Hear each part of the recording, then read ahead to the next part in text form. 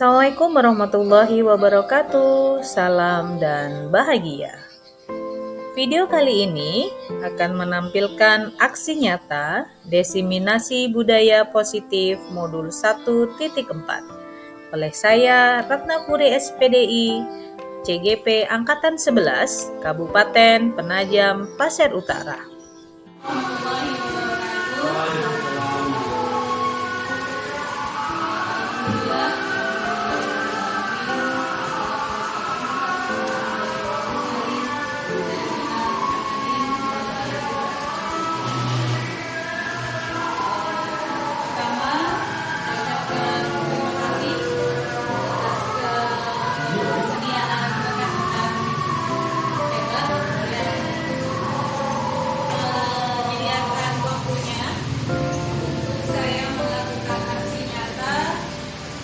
Diseminasi modul 1. Jadi di modul ini tugas aksi nyata saya adalah berbagi atau membagikan apa yang saya dapat di modul tersebut. Dan kemudian ini diambil dalam bentuk berupa video yang kemudian diunggah di YouTube dan kemudian diunggah di PMR. Jadi aksi nyata ini adalah keharusan saya yang harus saya lakukan di CGP. Baik, langsung saja. Aksi nyata saya adalah tentang budaya positif. Di modul 1.4 itu dari 4 modul yang sudah saya pelajarin, modul yang terberat untuk saat ini adalah modul 1.4 karena materinya banyak, tugasnya banyak, kemudian tambah dari biasa-biasanya, ada proses dan sebagainya. Kemudian sebenarnya ini yang dibahas ya Bapak Ibu, yang dibahas di modul 1.4 itu tentang disiplin positif. Itu ada disiplin positif dan nilai kebajikan. Kemudian ada teori motivasi, hukuman, penghargaan dan restitusi. Kemudian keyakinan kelas, kemudian kebutuhan dasar manusia, dunia yang berkualitas, kemudian ada 5 posisi kontrol sebagai seorang guru atau sebagai seorang pendidik, kemudian ada segitiga restitusi. Tapi ini tidak saya sampaikan semuanya saat ini, karena kalau ini kita sampaikan, saya yakin tidak cukup waktu 1 atau 2 jam. Jadi ada beberapa poin saja yang saya ambil dari disiplin positif. Ini adalah yang pertama adalah disiplin positif dan nilai kebajikan. Dalam rangka menciptakan lingkungan positif, salah satu strategi yang perlu kita tinjau kembali adalah penerapan disiplin di sekolah kita. Ada pertanyaan pemantik, ada pertanyaan yang membuat kita berpikir. Pertanyaannya adalah, apakah telah efektif? Apakah masih perlu ditinjau kembali? Apakah sesungguhnya arti dari disiplin itu sendiri? Kemudian apa kaitannya dengan nilai-nilai kebajikan? Sebelum masuk ke materi lebih jauh, kita untuk merefleksikan diri kita sebagai seorang pendidik. Kita melihat diri kita kembali sebagai seorang pendidik yang saya yakin Allah sudah menakdirkan kita itu sebagai seorang pendidik, sebagai seorang guru. Jadi kita mulai dari diri kita sendiri. Mari kita tanyakan Bapak Ibu ke diri kita, bagaimana kita berperilaku. Bagaimana kita berperilaku. Kemudian mengapa kita melakukan segala sesuatu? Mengapa kita berperilaku itu, alasannya apa? Kemudian apakah kita melakukan sesuatu karena ada dorongan dari lingkungan atau lingkungan tempat kita tinggal atau dorongan dari yang lain? Terkadang kita melakukan sesuatu karena kita menghindari rasa sakit atau tidak nyaman. Terkadang kita juga melakukan sesuatu untuk mendapatkan yang kita mau. Maka Bapak Ibu lakukan sesuatu untuk mendapatkan senyuman atau pujian dari orang lain, atau untuk mendapatkan hadiah, atau untuk mendapatkan uang.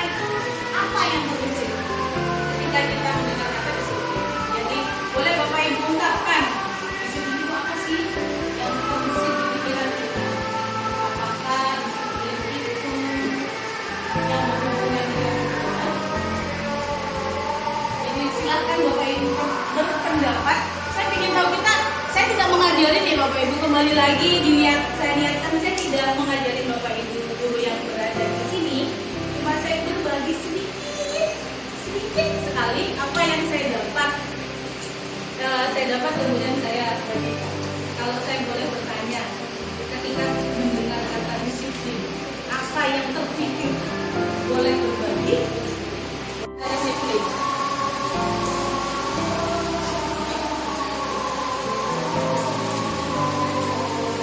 Kayaknya dulu tadi mau ngomong dulu tadi bergerak sudah mulutnya. Ketika mendengar kata disiplin itu apa yang pertama Kalau saya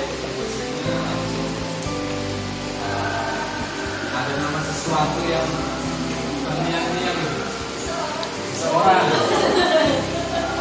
Kalau kata disiplin, kalau menurut saya itu langsung ingat lembaga. Iya.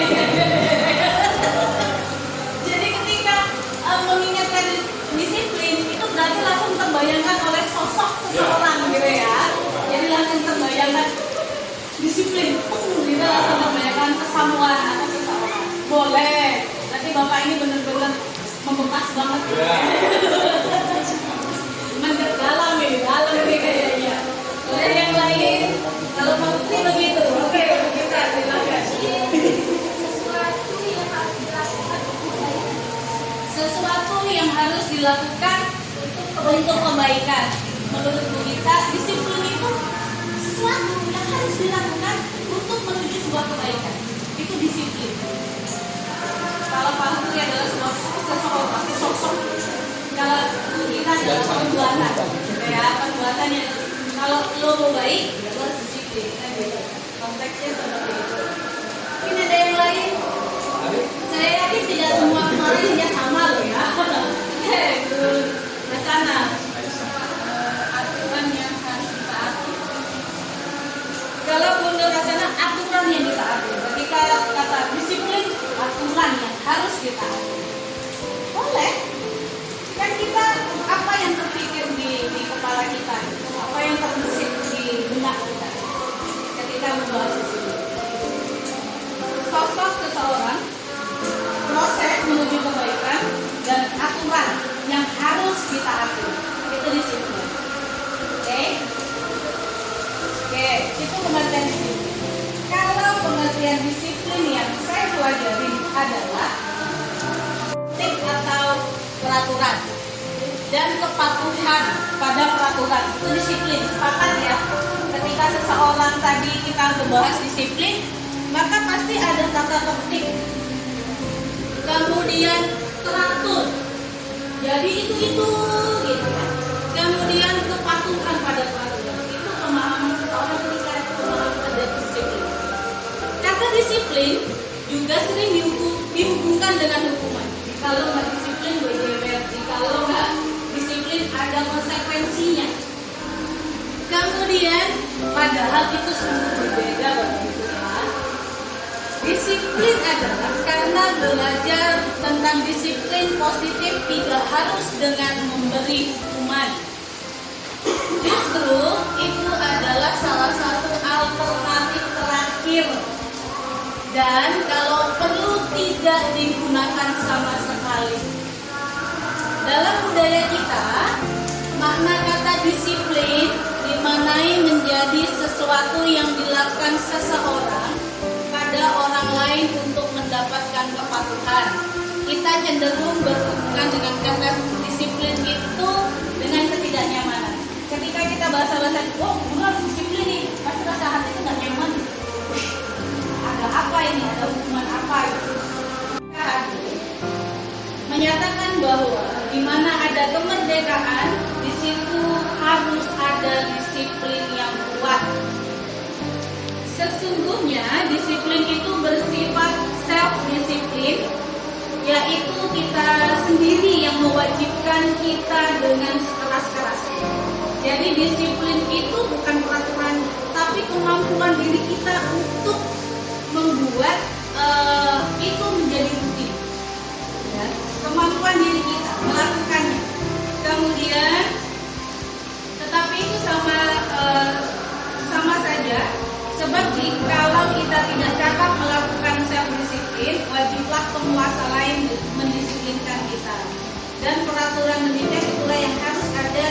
dalam suasana merdeka. Jadi merdeka itu contohnya begini Bapak Ibu. Ketika kita mendisiplinkan diri kita untuk mengaji contohnya, mungkin saat ini kita akan menjadi orang yang paham tentang Al-Quran, mengajinya gampang atau mengajinya lebih indah ketika kita mendisiplinkan diri kita. Jadi disiplin itu diri kita, bukan peraturan yang dibuat, tapi kita sendiri. Ketika kita memantaskan diri kita sebagai guru, maka diri kita yang harus membuat pantas, ya, bukan orang lain. Kemudian Ki Hajar Dewantara menyatakan bahwa untuk mencapai kemerdekaan atau dalam konteks pendidikan kita saat ini, untuk menciptakan murid yang merdeka, syarat utamanya adalah harus ada disiplin yang kuat. Merdeka itu artinya tidak hanya terlepas dari perintah, akan tetapi juga cakap membuat perintah diri sendiri.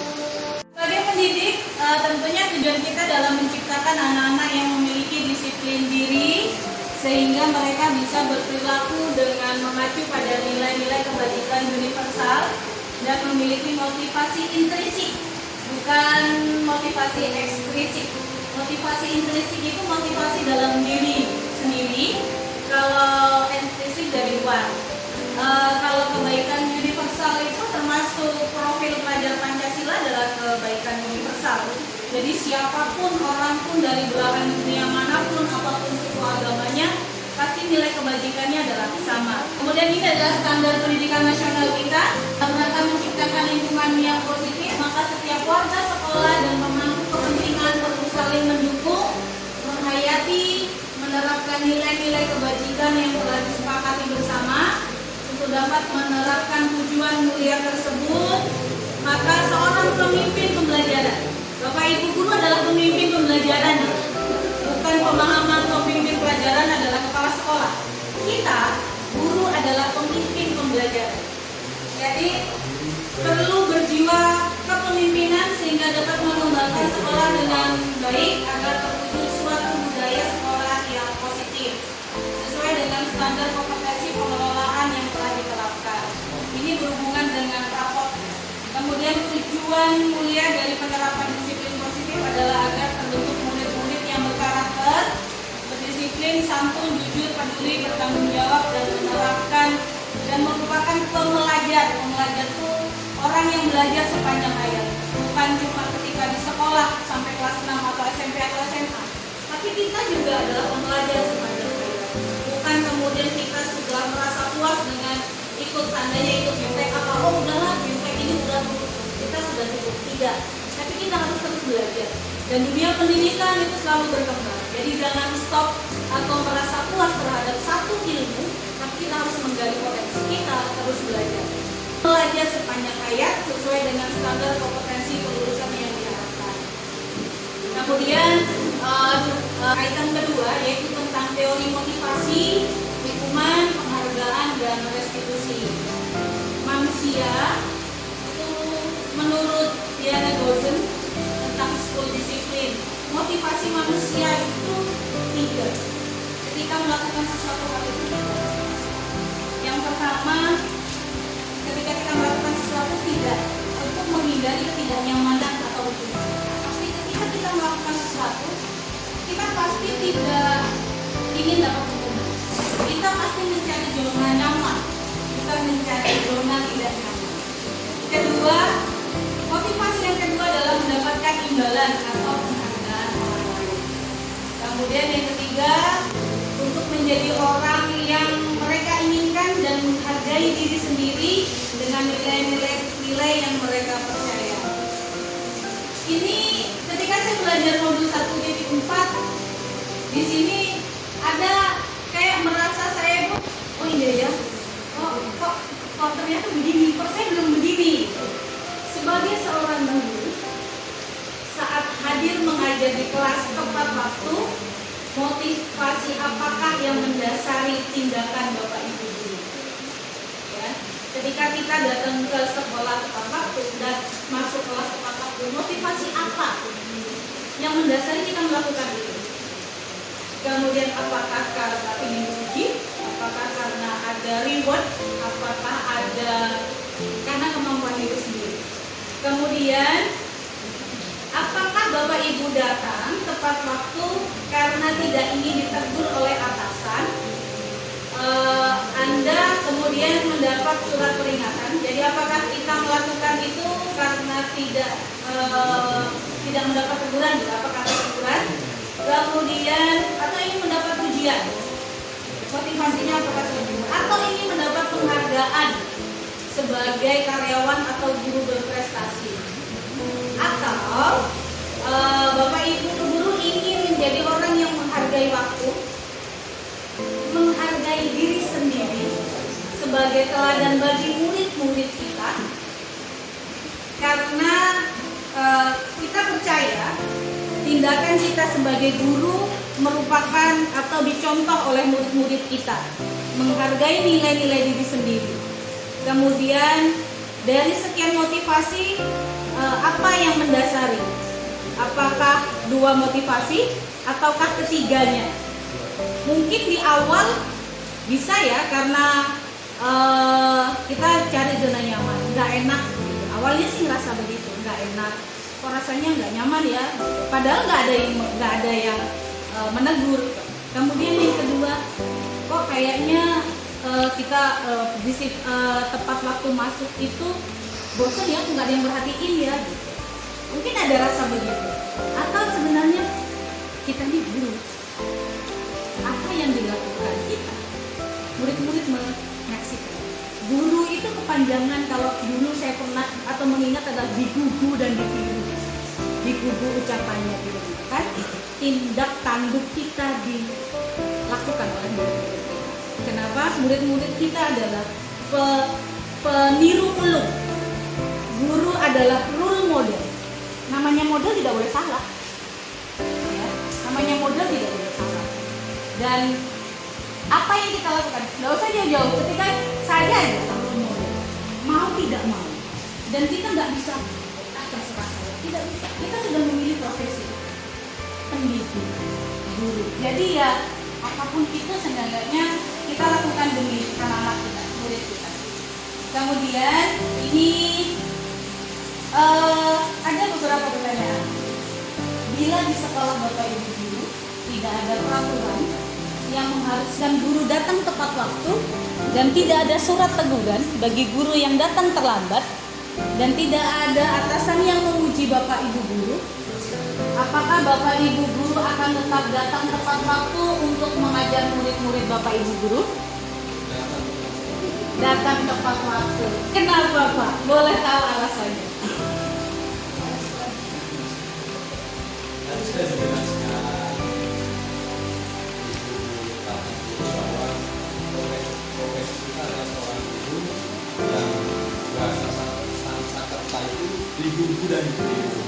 Jadi walaupun tidak ada penilaian dari atasan, ya kesadaran diri kita karena kita adalah seorang guru, kita harus datang tepat waktu karena nanti ditiru siswanya, ya itu kesadaran kita. Berarti muncul dari diri sendiri. Boleh tepuk buat Pak luar biasa.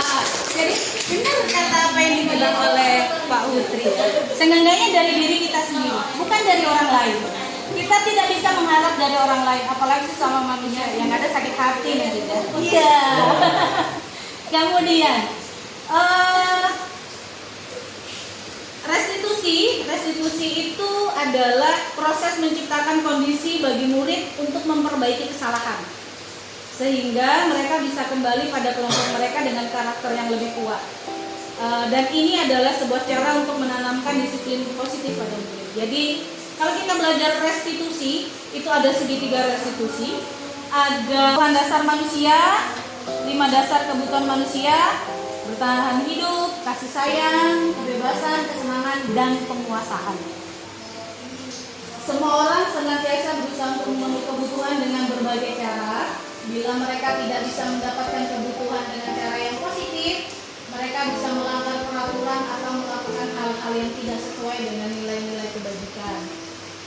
Contohnya, jika seorang murid tidak begitu berhasil secara akademik, mungkin kebutuhan akan penguasaan tidak terpenuhi di sekolah. Oleh karena itu mungkin dia akan mencoba untuk memenuhi kebutuhannya dengan penguasaan, dengan mencoba mengatur orang lain bermain di lapangan. Mungkin kita mendapatkan guru seperti itu ya. Kemudian atau bahkan mereka menyakiti temannya.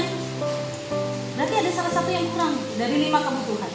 Kemudian, nah kita kembali lagi, kita sebagai guru, kita dapat melibatkannya dalam kegiatan dan memberi peluang murid tersebut membuat pencapaian yang berarti. Oke, di sini